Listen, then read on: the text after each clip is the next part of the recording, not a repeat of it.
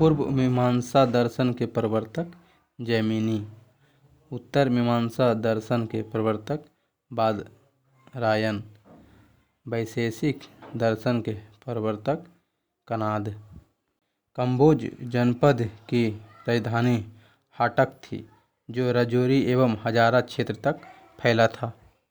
अंग की राजधानी चंपा थी, जो भागलपुर मुंगेर तक फैला था। मगध की राजधानी राजगीर, जो पटना गया बिहार में फैला था।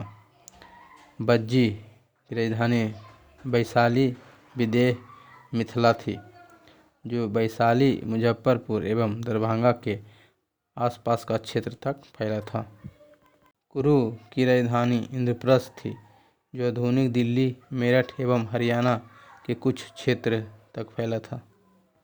अवंती के शासक चंड प्रघोत के इलाज के लिए अपने राजवैद्य जीवक को भेजा था बिम्बिसार ने। भारत में कुषाण वंश की स्थापना किसने की? तो कुजुल कडफिसेस ने की। लेकिन भारत में वास्तविक कुषाण वंश का संस्थापक बिम कडफिसेस ने की। कुजुल कडफिसेस ने तांबे के सिक्के जारी किए। बिम कडफिसेस ने भारी मात्रा में स्वर्ण के सिक्के जारी किए, जिनकी शुद्धता गुप्तकालीन स्वर्ण सिक्के से अधिक थी। इसके द्वारा जारी किए गए सिक्कों पर शिव, नंदी और त्रिशूल की आकृतियां बनी थी, जिससे यह अनुमान लगाया जा सकता है कि यह शैव था। कुषाण पल्लव वंश के बाद आए थे, जो युची एवं तोखरी भी कहलाते थे। युची नामक एक कबीला 5 कुलों में बटा था। उन्हीं में से एक कुषाण थे। कुषाण वंश का सबसे प्रतापी राजा कनिष्क था। इसकी राजधानी फिरोजपुर, पेशावर तथा इसकी द्वितीय राजधानी मथुरा थी। कनिष्क बौद्ध धर्म के महायान संप्रदाय का अनुयायी था। चीनी जनरल पेन चौवा ने कनिष्क को हराया था। कुषाणों ने उत्तरी तथा उत्तरी पश्चिमी भारत में सर्वाधिक संख्या में तांबे के सिक्के जारी किए। अश्वघोष कनिष्क का राजकवि था। उसने बुद्धचरित, जो बौद्ध धर्म का रामायण कहलाया। अश्वघोष ने सौंदरानंदन एवं शरीपुत्र प्रकरण की रचना की। बौद्ध धर्म का विश्वकोश कहा जाने वाला सूत्र महाभाष्य सूत्र की रचना वासुमित्र ने की। वासुमित्र, पार्श्व, नागार्जुन, महाचेत और संघरक्षक भी कनिष्क के दरबारी के विभूति थे। कनिष्क के अभिलेखों में उसे देवपुत्र या सहिष्णु नुहासी कहा गया। कनिष्क के शासनकाल में कला की 2 स्वतंत्र शैलियों का विकास हुआ। पहला गांधार शैली, दूसरा मथुरा कला शैली। कनिष्क के फिरोजपुर में एक विशाल स्तूप का निर्माण करवाया। इसी के पास एक विशाल संघराम, जिसको कनिष्क चैत्य कहा गया, का निर्माण यवन वास्तुकार अग्लिस द्वारा कराया गया। वासुदेव कुषाण वंश का अंतिम शासक था।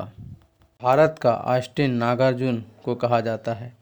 इनकी पुस्तक माध्यमिक सूत्र, इसमें नागार्जुन ने सापेक्षता का सिद्धांत दिया। कुषाण राजा देवपुत्र कहलाते थे। यह उपाधि कुषाणों ने चीनियों से ली।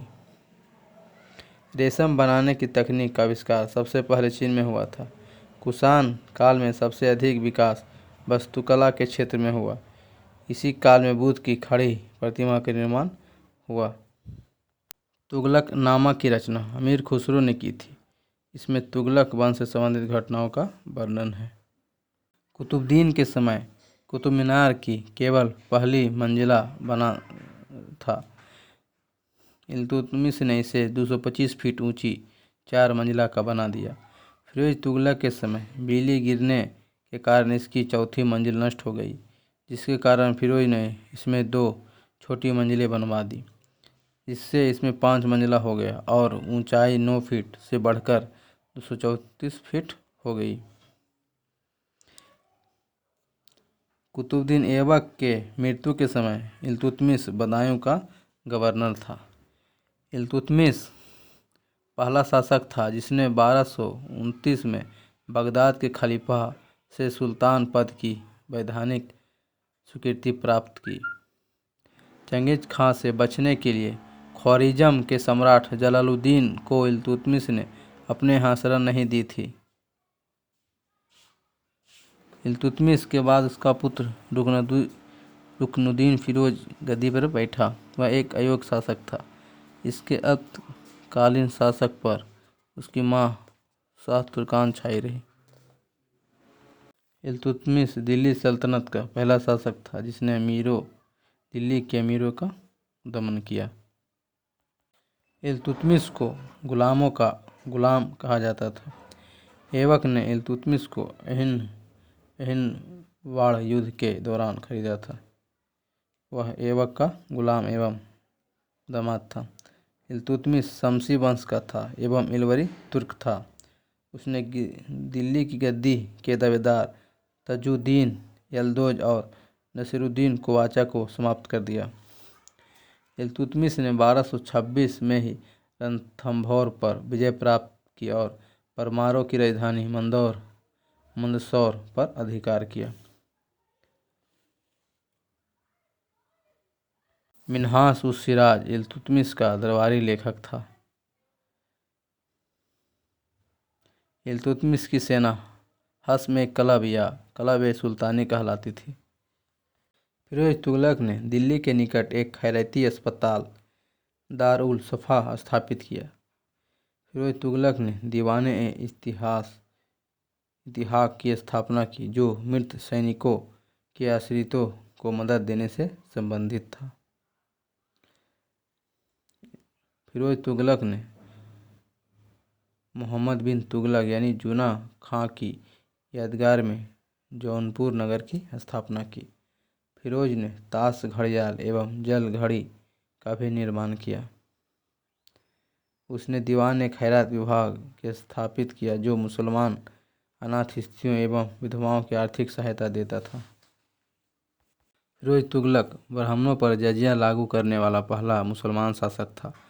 फिरोज तुगलक ने एक नया सिंचाई हर-बे-सर्ब लगाया जो उपज का 1/10 था।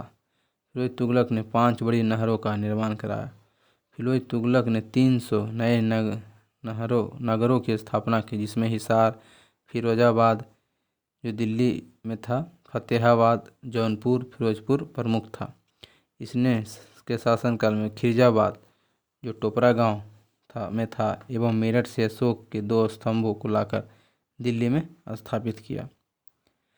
सल्तनत काल सुल्तानों के शासनकाल में सबसे अधिक दासों की संख्या 1,80,000 फिरोज तुगलक के समय थी। फिरोज तुगलक ने ज्वालामुखी मंदिर के पुस्तकालय से लूटे गए 1300 ग्रंथों में से कुछ को फारसी विद्वान उपउद्दीन द्वारा दलाइते फिरोजशाही नाम से अनुवाद करवाया। फिरोज तुगलक के काल में निर्मित खाने जहां तेलंगानी के मकबरा की तुलना जेरूसलम में निर्मित उमर के मस्जिद से की जाती है। तुगलक वंश का अंतिम शासक नसीरुद्दीन महमूद तुगलक था। इसका शासन दिल्ली से पालम तक ही रह गया। तैमुरलंग ने सुल्तान नसीरुद्दीन महमूद तुगलक के समय 1398 में दिल्ली पर आक्रमण किया। नसीरुद्दीन के समय में ही मलिक कुसार्क की उपाधि धारण कर एक हिजड़ा मलिक सरावर ने जौनपुर में एक स्वतंत्र राज्य की स्थापना की। देवराय द्वितीय का कार्यकाल 1422 से 46 तक था। यह संगम वंश का सबसे शक्तिशाली शासक देवराय द्वितीय था। इसने कुडबिंदु पर विजय प्राप्त करके अपने साम्राज्य में मिला लिया। देवराय द्वितीय साहित्य का महान संरक्षक और स्वयं संस्कृत का विद्वान था। उसने 2 संस्कृत ग्रंथों महानाटक सुधानिधि और बादरायण के ब्रह्मसूत्र पर टीका की रचना की। उसके समय में फारसी यात्री अब्दुल रज़ाक ने विजयनगर की यात्रा की थी। संगम वंश का अंतिम शासक विरूपाक्ष द्वितीय था, जिसे सलूब नरसिंह ने मारकर सलूब वंश की स्थापना की। देवराय द्वितीय को गजबेटकर, हाथियों का शिकारी, तथा इमाडी देवराय, जो प्रौढ़ देवराय का कहा जाता था। देवराय द्वितीय को हिंदू पौराणिक आख्यानों ने दैवीय शासक इंद्र का अवतार मानते थे। देवराय प्रथम का कार्यकाल 1406 से 1422। देवराय प्रथम हरविलास तथा प्रसिद्ध तेलुगु कवि श्रीनाथ को संरक्षण दिया। देवराय प्रथम के कार्यकाल में इटली की यात्री निकोलो कॉन्टी 1420 ने विजयनगर की यात्रा की। देवराय प्रथम ने तुर्की तीरंदाज को सेना में शामिल किया। इसके शासनकाल में बहमनी शासक फिरोज बहमनी ने विजयनगर पर आक्रमण किया। देवराय प्रथम ने ही 10,000 मुस्लिमों को सेना में प्रथम बार भर्ती किया। शिवाजी ने 1674 में अपना राज्याभिषेक रायगढ़ के किले में करवाया। राज्याभिषेक की प्रक्रिया काशी के पंडित गंगाधर द्वारा संपन्न की गई। इस अवसर पर शिवाजी ने छत्रपति की उपाधि धारण की। शिवाजी आरंभ से ही स्वतंत्र राज्य की स्थापना करना चाहते थे। उनका मूल उद्देश्य दक्षिण भारत में एक स्वतंत्र राज्य की स्थापना करना था। शिवाजी के व्यक्तित्व पर सर्वाधिक प्रभाव उनकी माता जीजाबाई और उनके शिक्षक दादा कोंडदेव का पड़ा। शिवाजी का गुरु का नाम समर्थ रामदास था। 25 जनवरी 1656 में शिवाजी ने जवाली पर विजय प्राप्त की। पुर्तगालियों ने प्रथम कोठी 1503 में कोचीन में खोली तथा दूसरी फैक्ट्री 1505 में कन्नूर में खोली। अल्बुकर्क का कार्यकाल 1509 से 1515 तक था।